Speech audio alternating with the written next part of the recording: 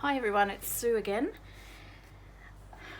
I'm here I've had quite a few lovely ladies ask me to show how to make my handmade fabric ruffles like this and like this one. They are so easy, so excuse the elaborate setup. I've had to prop my machine up with a couple of books so that you can actually see what's going on. Hopefully it'll work. My setup is really not ideal. I have a selfie stick stuck to a broken music stand that holds my phone for filming and I can't change it. It films straight down. I can't change it any other way. I'll have to look at getting something a little bit better down the track. So at the moment it works, except I've just never used my sewing machine in a tutorial before, so hopefully when I start using it, it doesn't fall backwards. We'll see what happens, fingers crossed. Okay, so I'll show you how to do these handmade ruffles. I like the torn edges and I love all the threads hanging from them. You don't have to do that. You can use pinking shears if you want to have a clean edge.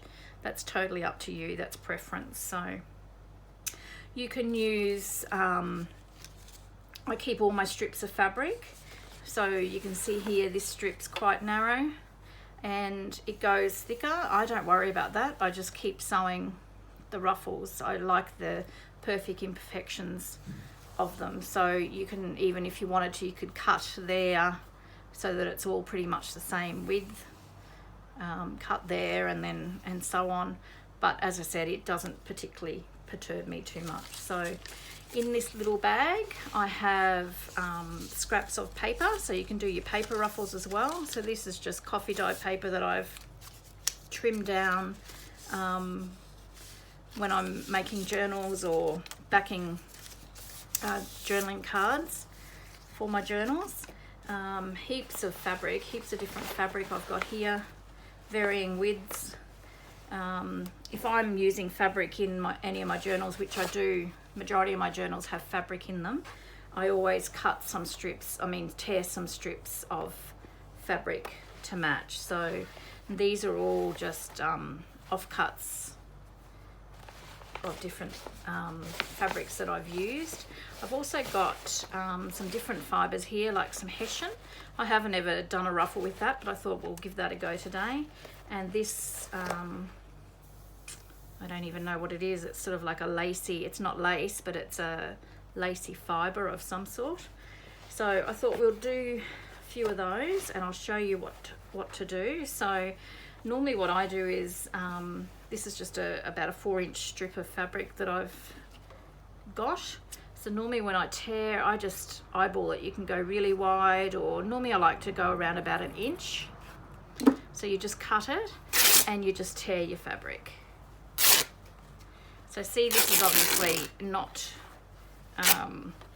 straight, not cut straight because it's torn really crooked, but that's okay. Don't worry about it. I'll probably trim it off there and make a ruffle out of it anyway. And these bits here probably really aren't. You could use them in collage if you wanted to. You could use that as a tie on something. So that's just how I do it. I just make a cut. Let's do another one for you. Just make a cut into the fabric and then just tear it. Very, very, very crookedly cut this fabric, although that's a little bit better.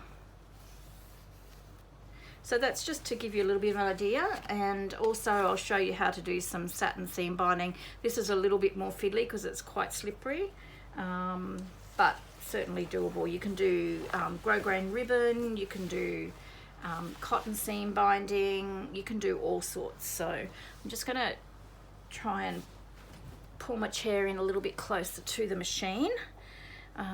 So also what you need is just a pair of scissors and a pokey tool or an awl or a quick unpick.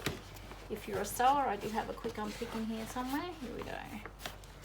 Quick unpick, just something with a point to help feed the ruffles through your machine. Now this little old machine, I bought this for my daughter many years ago, thinking that she might like to learn to sew, because I do quilting as well. She wasn't interested, so I've had this for probably 5-6 years, this little machine, and it's decided that it doesn't want to do anything but straight stitch, so I'm hoping that it will even do that today. It's had a few moves and it's decided to give up the ghost. But this is my upstairs machine. I've got my quilting machine downstairs and another new paper sewing machine that I love downstairs. So let's cross our fingers and hope that it works out.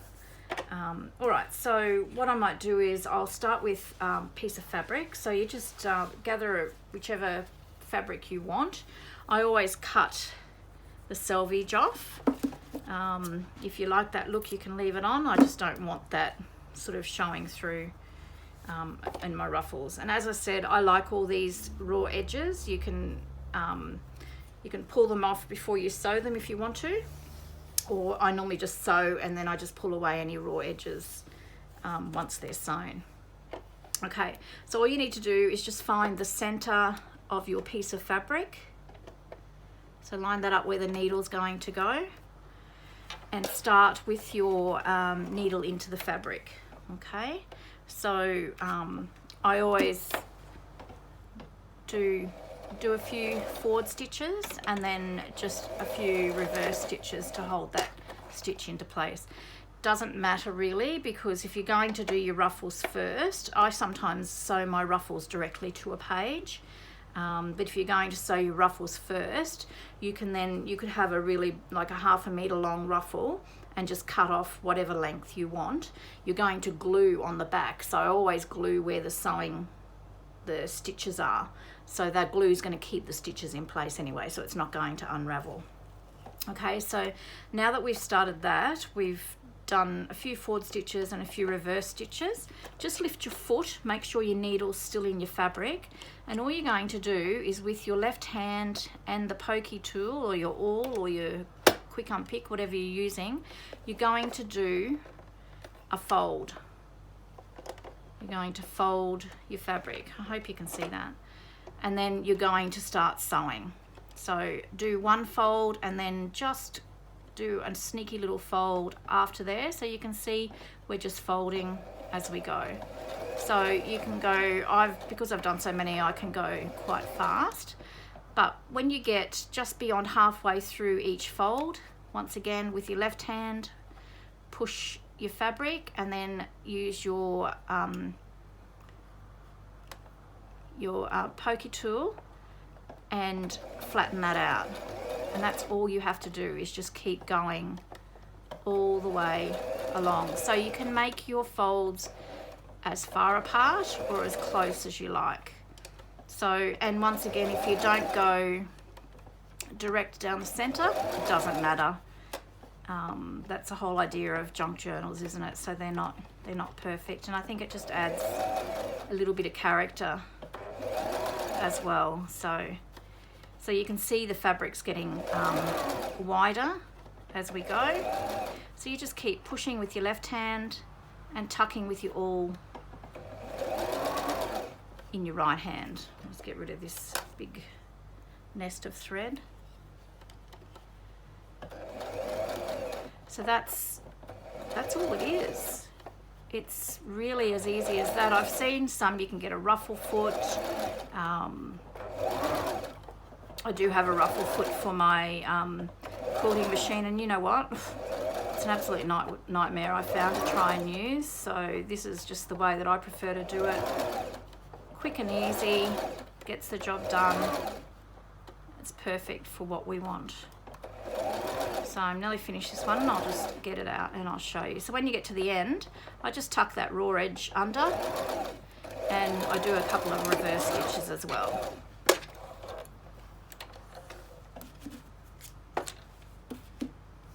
So there you have one ruffle, one very uneven ruffle. As I said, it doesn't really matter.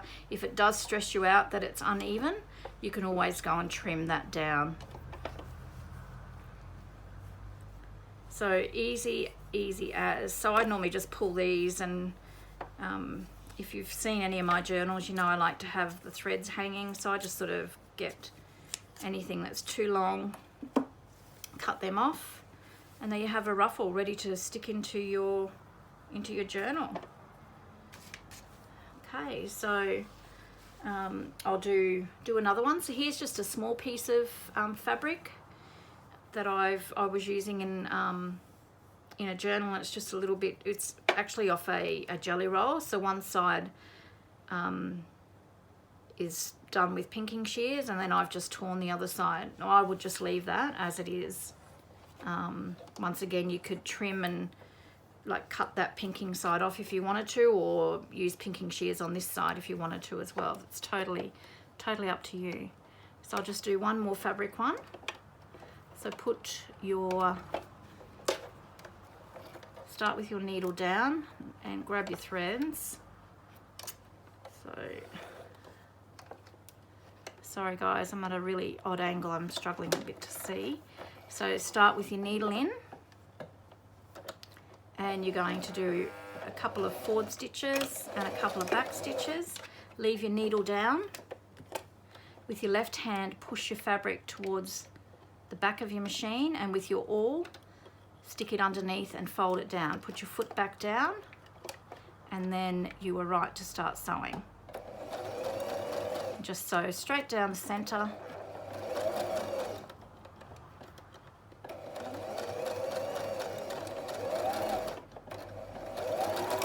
And finish off with a couple of reverse stitches.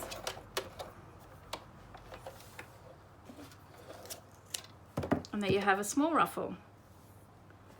Told you it was easy. Okay, so now we'll just do some paper. So basically it's the same concept. So start with your needle down in the middle of the paper, holding onto your threads. So we just do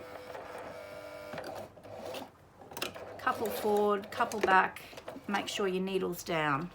So obviously these ruffles aren't going to be as soft because your paper's quite firm, but exactly the same concept. So you might have to just sort of train your paper a little bit more. So push with your left hand towards the back of the machine, put your awl and fold your paper underneath, and then start sewing down the middle of your piece of paper. So push with your left and poke with your right. And that's just, you're just feeding it through, guiding it through under the foot.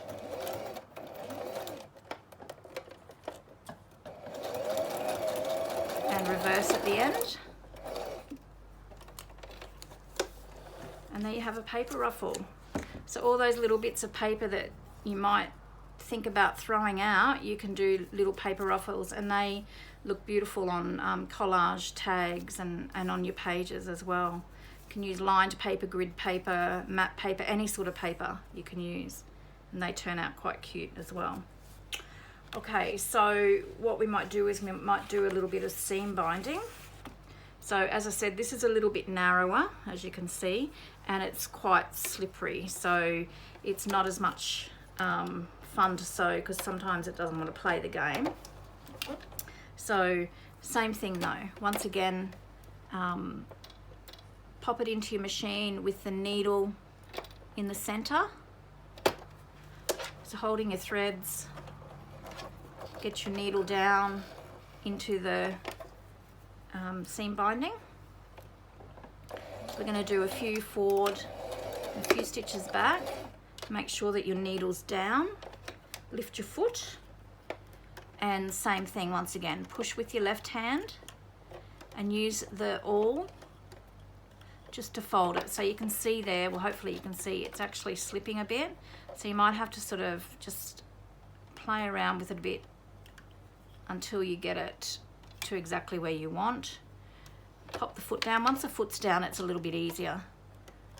Okay, so we're going to start sewing. So once you get past half of that fold, fold the next one. So push with your left and poke with the right, and you just keep on going. So some of these end up quite crooked because you can see how it's slipping. As I said, it doesn't have to be perfect. If you do like perfection, is just take your time, lift your foot and manipulate it until it's where you want it to be. So yeah, you can see it's slipping, but that's okay. You can use silk and satin. I've done some of them before as well. Don't like doing them as much because they take a little bit more time. I'm a little bit impatient just because they do slip and slide in your machine. So I'll do, so you can see there I've folded there and one of my folds has come out. So what I'm going to do is just lift my foot and pretend we're back at the beginning and just tuck that under and then drop my foot so that it actually holds it in place and start sewing. And just keep going. So I'm just going to cut this length here. Just pop my roll over here. I love this satin seam binding on the flaps of envelopes. You know how you wrap them around your page? They just add a little bit of dimension and just make it look really pretty. So your awls are really good too because you can just hold things in place without getting your fingers stuck in the way. And then here you have a satin seam binding ruffle. As I said, it's not perfect. Sometimes you can get them straighter, but it looks good just the same, I think, anyway. Sometimes it's good too. I've just got a neutral thread in this machine, using a darker thread, and I really love my ruffles with a zigzag stitch as well. Looks really nice, but as I said, this little old machine only does straight stitch now, so I have to be kind to it. I'm going to try this fibre now. This will be interesting because I haven't ever done this one before, so it's new for you and it's new for me. So same thing in the middle, a few stitches forward, a few stitches back, and I'll just use the quick unpick too just to show you it works exactly the same. So push with your left hand. Oh, and just did exactly what I've told you not to do. You need to leave your needle down in your fibre. So push with your left hand and fold with your awl or your quick unpick and start sewing. And just keep doing that all the way along. So it has a little bit of a mind of its own as well.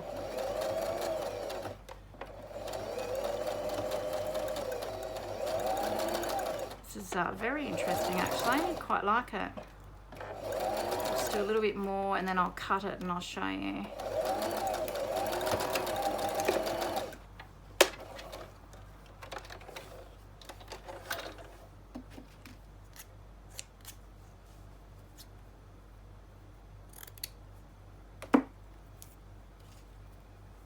So that's interesting.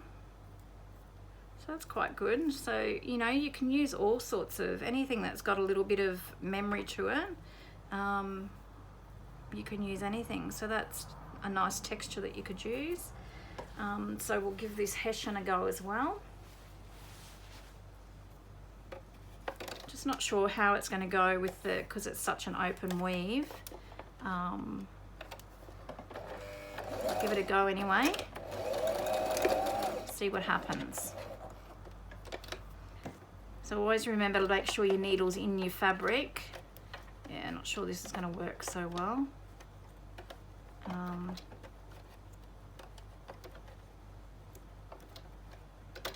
Sometimes you just need to have your tongue the right way as well. So start sewing. So it's just a matter of manipulating whatever textile or piece of paper you're using. So just using both hands, it's just a matter of manipulating it into the sort of folds that you want. Not so sure I like this one as much, so I'm not going to waste the whole piece, whole strip. But we'll finish it off anyway. So you can see, you know, I'm just manipulating with my left hand and the tool. So the idea of the the awl or the quick unpick as well is that you can push under the foot a little bit, so just to manipulate and guide it without worrying about, you know, getting your fingers sewn over or anything like that. Oh, this really does have a mind of its own, doesn't it? So I'll just finish this one.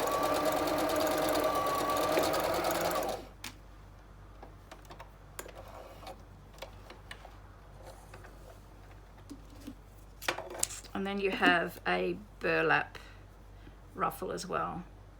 You can't really see it as well as the fabric. Fabric ruffles turn out really well. But just to give you a bit of an indication of, you know, what you can actually do. So just another hint before I go, I'll just show you. Sometimes, like if I want to do, I like to have ruffles on hand if I can. So what I do is I'll just sit for an hour or so and just sew a heap of ruffles. So I'll get this one started.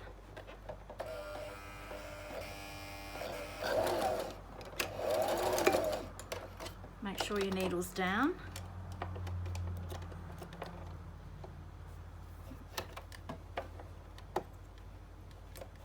And start sewing.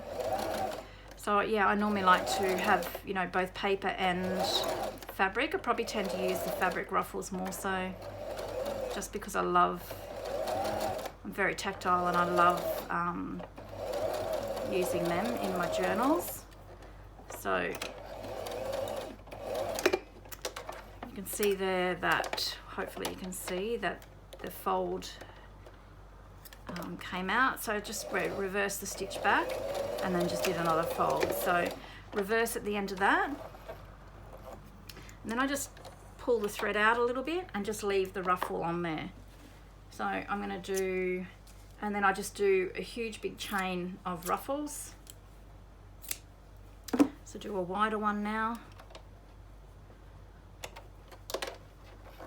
So it's the same thing, just hold onto your threads, make sure your needle's down in your fabric, and exactly the same all the way through.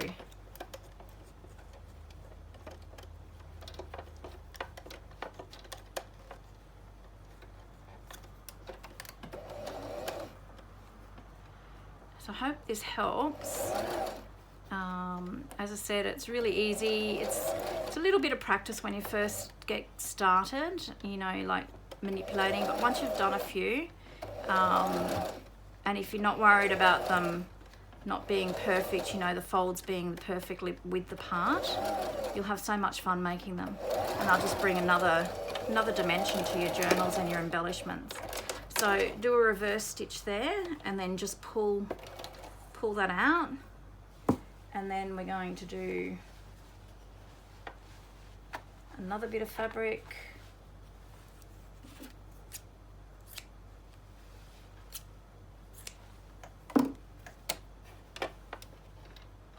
So you end up with a big chain. As I said, you know that I like, if you've seen any of my journals, I like threads hanging. So I'll show you in a minute. I'll just do this one.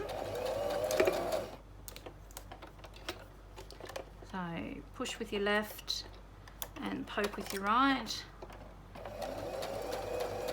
This is a beautiful Liberty fabric, and it's easy, beautiful to sew with.